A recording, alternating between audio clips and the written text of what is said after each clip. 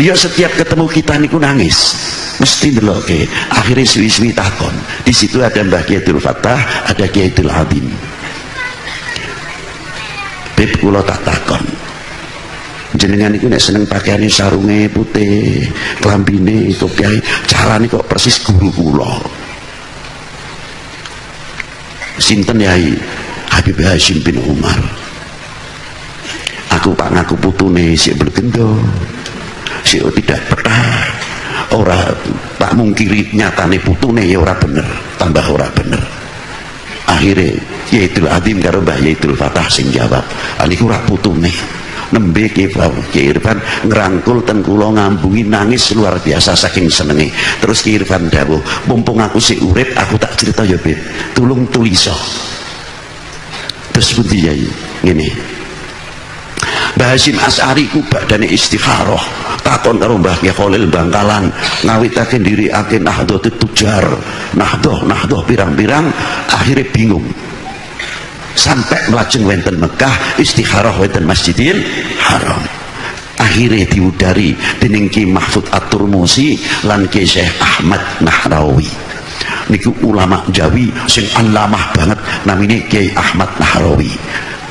Cetakan kitab nang Mekah niku nek durung muhaqqaq ditanda tangani Kiai Ahmad Nahrawi ora wani nyetakake. Niku ulama Jawa, aja main-main kowe. Kudune kowe bangga. Jangan main-main karo ulama Jawa. Baru kitab itu bisa dicetak.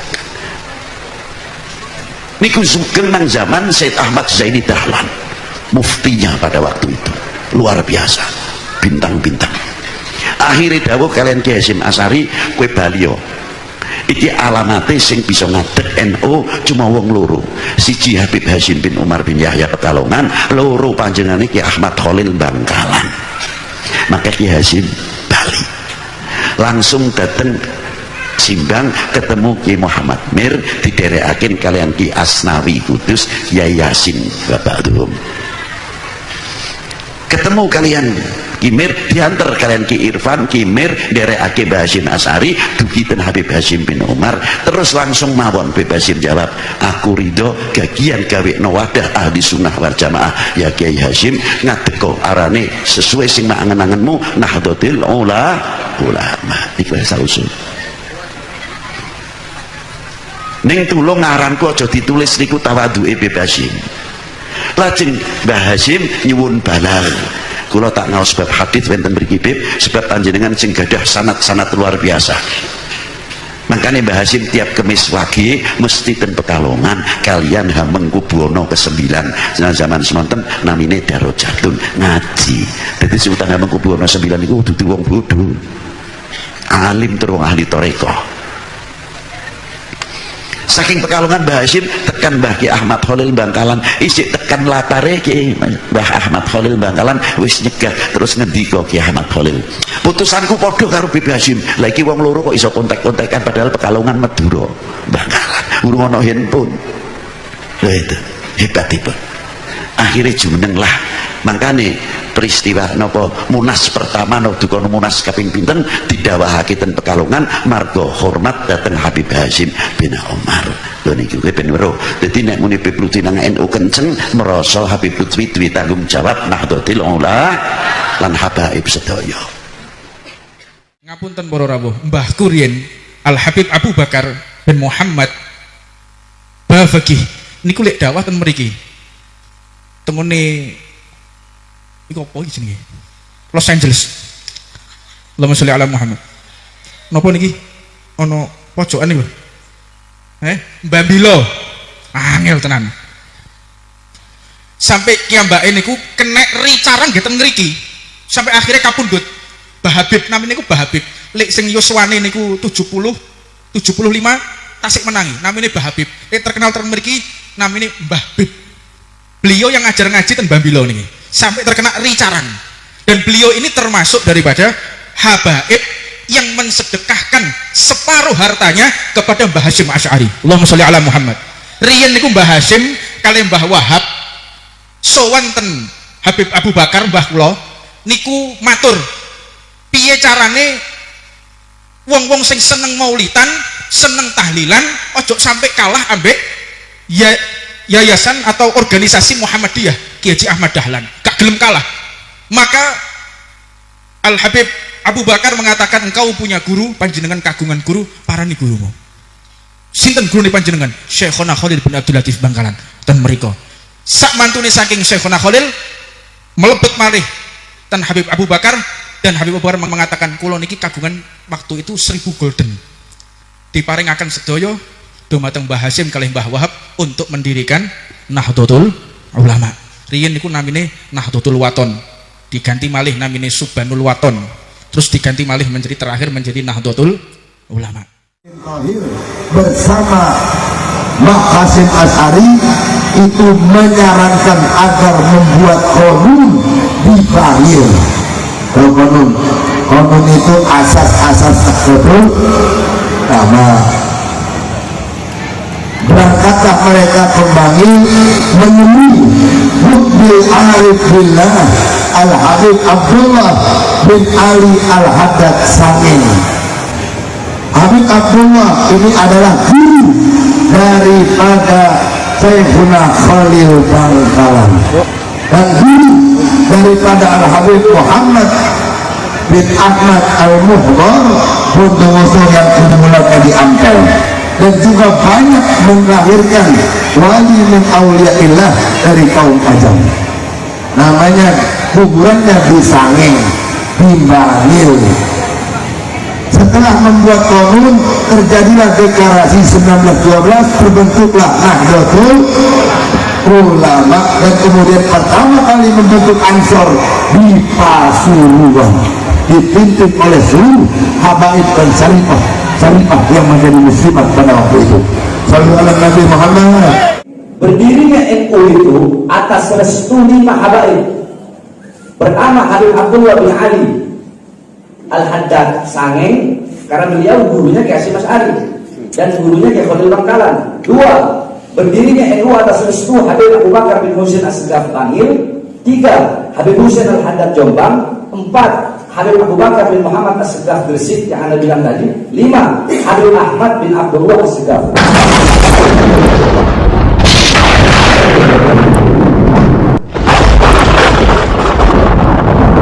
Tidak ada mengharamkan jihad, tetapi mengklaim bahwa gerakan-gerakan rakyat yang mengatasnamakan jihad sebagai bentuk keonaran. Beliau tidak berfatwa kalau jihad itu salah, tetapi mengatakan bahwa gerakan rakyat yang terjadi di Cilegon waktu itu, pada peristiwa geger Cilegon, beliau mengatakan bahwa itu bukan jihad, itu keonaran, melawan pemerintahan yang sah. Artinya beliau sebagai penyambung lidah Belanda, makanya diberikan medali salib singa, salib pala singa. Manuskrip tahun 637 Hijriah, kok tintanya biru? Manuskrip tahun 637 Hijriah, kok kertasnya bergaris-garis? Manuskrip tahun 637 Hijriah, kok mirip identik dengan tulisan Habib Salim bin Jindan yang wafat di Jakarta tahun 1969? Bagaimana ini? Inilah manuskrip andalan Gus Rumail untuk merungkatkan tesis Kiai Imad. Lihatlah, mirip sekali dengan tulisan Habib Salim bin Jindan.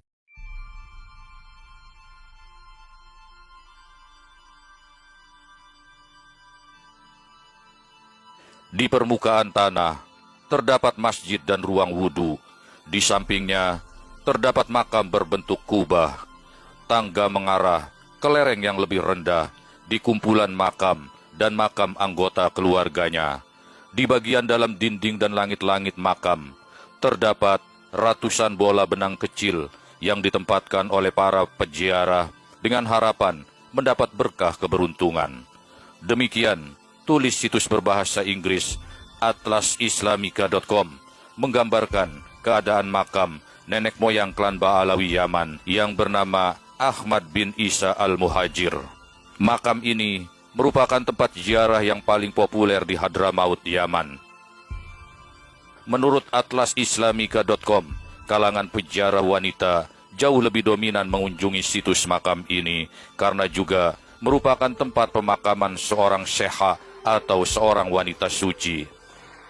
Atlasislamika.com lebih jauh menulis, Al-Muhajir wafat pada tahun 345 Hijriah. Namun demikian, versi lain menyebutkan beliau wafat pada tahun 307 Hijriah atau setara dengan tahun 924 Masehi di Al-Husaisah, sebuah kota antara Tarim dan Seiyun, Hadramaut.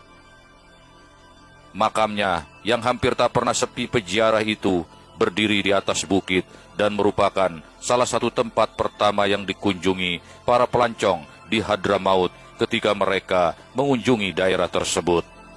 Tetapi pertanyaannya, benarkah itu merupakan makam Ahmad bin Isa al-Muhajir yang asli?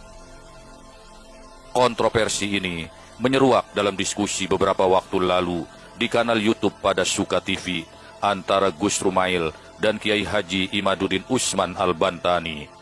Setelah melewati perdebatan yang keras, keduanya kemudian menyepakati 3 hal berikut ini. 1. Tidak ada catatan Ahmad bin Isa pernah ke kota Basrah, Irak. 2. Tidak ada catatan Ahmad bin Isa pernah ke negara Yaman. 3. Ahmad bin Isa tidak memiliki gelar Al-Muhajir. Berdasarkan konklusi tersebut, maka memperjelas bahwa makam Ahmad bin Isa yang berada di Hadramaut sebagaimana dikutip dari atlasislamika.com tersebut jelas merupakan situs makam palsu, mengingat tokoh yang disebut sebagai kakek moyang para Habib ini tidak pernah datang ke negara Yaman. Bahkan menurut Muhammad Yasin Al-Baranangi Al-Loqi'i dalam makalahnya yang beredar di jejaring WhatsApp, makam Ahmad bin Isa yang sebenarnya justru berada di kota Najaf al-Ashraf, sebuah wilayah yang terletak di sebelah selatan Baghdad, Irak. Makam ini posisinya dekat dengan makam Imam Ali ibni Abi Thalib radhiyallahu an, tepatnya di komplek pemakaman Makbaroh Wadi As-Salam yang merupakan komplek pemakaman suci terbesar di dunia. Demikian juga klaim datuknya Ba'alawi makamnya di Husaisah, Seiyun Hadramaut. Ternyata setelah dikroscek oleh Nakib Indonesia dari keluarga Al-Adarisa Al-Hasani ke Nakib Irak, makamnya ada di selatan kota Baghdad. Dan bagi yang benar-benar keluarga Sayyid Al-Husaini yang asli, tentunya tidak akan asing dengan tempat ini. Karena kompleks makam ini sangat terkenal bahkan dekat dengan makam Imam Ali bin Abi Thalib. Iya benar, letaknya di kota Najaf al-Ashraf, kompleks pemakaman Makbaroh Wadi As-Salam. Silakan bagi yang penasaran atau telanjur senang menuduh saya berbohong untuk dibuktikan ke Irak, tentu saja dengan meminta izin ke Nakib setempat, agar memperoleh petunjuk letak dan posisinya, mengingat beliau disemayamkan berdekatan tiap per blok keluarga. Makam Wadi As-Salam oleh PBB ditetapkan termasuk dalam peninggalan warisan dunia. Wadi As-Salam, yang secara harfiah diartikan sebagai lembah damai, adalah sebuah pemakaman Islam yang terletak di kota suci Najaf, Irak. Pemakaman itu meliputi area seluas 1.485,5 hektar, dan menjadi rumah bagi jutaan jenazah yang dimakamkan di sana, kurang lebih 6 juta makam. Indikasi kepalsuan makam Ahmad bin Isa ini semakin memperkeruh nasab klan para Habib Ba'alawi Yaman. Jika Ahmad bin Isa tidak pernah datang ke Yaman, lantas mengapakah klan Ba'alawi menyebut kakek moyang mereka berasal dari Hadramaut? Dalam laman wikipedia.org ditulis bahwa Imam Ahmad bin Isa dijuluki Al-Muhajir karena ia meninggalkan Basrah, Irak pada zaman pemerintahan Khalifah Al-Mu'tadid di Baghdad pada tahun 317 Hijriah atau setara dengan tahun 896 Masehi. Mula-mula Imam Ahmad hijrah ke Madinah dan Mekah melalui jalur Syam ke selatan. Disebabkan jalur langsung dari Irak ke Hijaz kala itu dinilai cukup berbahaya karena adanya kaum Karomitoh yang kala itu membuat kekacauan di Mekah, bahkan berhasil mencuri Hajar Aswad. Kemudian pada tahun 318 Hijrah atau setara dengan tahun 897 Masehi, Imam Ahmad bin Isa memulai perjalanan lagi, yang kali ini dimulai dari Mekah menuju Yaman, dan kurang lebih sampai di Yaman sekitar tahun 319 Hijrah atau tahun 898 Masehi. Hijrahnya beliau dan keluarga karena sebuah alasan yang disebut para ulama sebagai ilham agar beliau mendatangi kawasan Yaman Selatan, yakni Hadramaut, yang kala itu masih didominasi kaum Ibadi. Wikipedia.org melanjutkan, menurut Dr. Muhammad Hasan Al-Aidrus, pengajar sejarah di Universitas Uni Emirat Arab, nama Al-Muhajir adalah sebuah gelar karena Al-Imam Ahmad bin Isa hijrah dari Basrah setelah kota itu menghadapi serangan massal dari kaum Khawarij dan pemberontakan orang-orang yang berasal dari Afrika. Apa yang ditulis Wikipedia.org agaknya menyimpang jauh dari kitab-kitab manuskrip dari ulama nasab abad ke-5 sampai abad 9 Hijriah.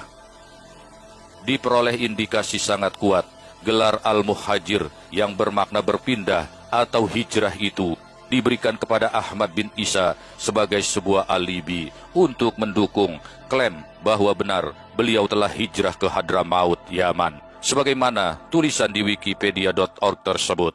Padahal tidak pernah ada sumber dari kitab primer yang mengatakan bahwa Ahmad bin Isa hijrah dari Basrah ke Hadramaut, Yaman. Jangankan adanya berita Ahmad bin Isa hijrah dari Basrah ke Hadramaut, bahkan berita tentang keberadaannya di Basrah pun tidak pernah ditemukan catatannya dalam sumber-sumber primer. Anehnya, gelar Al-Muhajir ini bahkan kemudian lebih terkenal dari nama Ahmad bin Isa sendiri yang lebih populer disebut sebagai Ahmad Al-Muhajir. Dalam kitab Uqud Al-Almas, Alwi bin Tahir Al-Haddad sekitar tahun 1382 Hijriah berusaha mempertahankan sekuat kemampuan hujahnya bahwa Ahmad bin Isa itu memang bergelar Al-Muhajir. Sebagai tokoh yang berasal dari klan Ba'alawi Yaman, dia ingin menghancurkan kenyataan dan kebenaran bahwa gelar yang dicatat oleh para ulama nasab mulai dari abad ke-5 sampai abad ke-9 Hijriah untuk Ahmad bin Isa adalah gelar Al-Abah dan Al-Nafat. Hal ini juga ditegaskan oleh pakar filologi dari Universitas Airlangga, Profesor Dr. Menachem Ali. Sekali lagi, tidak ada gelar Al-Muhajir bagi Imam Ahmad bin Isa. Yang ada adalah gelar Al-Abah dan An-Nafat. Bahkan diperoleh data penyebutan pertama dari keluarga Ba'alawi untuk Ahmad bin Isa dengan sebutan Al-Muhajir dilakukan oleh Ahmad bin Zain Al-Habsyi sekitar tahun 1144 Hijriah, yang berarti juga Zain Al-Habsyi ini adalah ulama abad ke-12 Hijriah. Jadi dengan demikian, gelar Al-Muhajir ini disematkan setelah 799 tahun dihitung mulai dari wafatnya Ahmad bin Isa, yakni sekitar tahun 350 Hijriah. Mengutip istilah dari persidangan Mahkamah Konstitusi atau MK terkait sengketa Pilpres tahun 2024, yakni TSM, kepanjangan dari terstruktur, sistematik, dan masif. Maka demikian itulah yang dilakukan oleh klan Ba'alawi Yaman dalam mengkamuflase nasabnya nyaris sempurna tanpa cacat celah. Alangkah penuh dengan kegilaan klaim nasab yang dilakukan oleh klan Ba'alawi Yaman ini. Oleh karena itu, bila klan Ba'alawi ingin tetap diakui eksistensinya di Indonesia tercinta ini, maka kini saat yang tepat bagi kalian untuk menunjukkan kebenaran. Jika memang kalian memilikinya, kalian tak dapat bersembunyi lagi di balik klaim kemuliaan nasab sebagai juriat atau cucu Rasulullah Shallallahu Alaihi Wasallam. Semoga narasi singkat ini dapat mencerahkan agar sahabat lebih memahami secara utuh. Disarankan untuk membaca makalah karya Muhammad Yasin Al-Baranangi Al-Liqai yang menjadi salah satu sumber narasi ini di kolom deskripsi. Terima kasih telah membantu merawat channel ini dengan menekan tombol like dan subscribe. Tinggalkan atensi di kolom komentar. Sampai jumpa.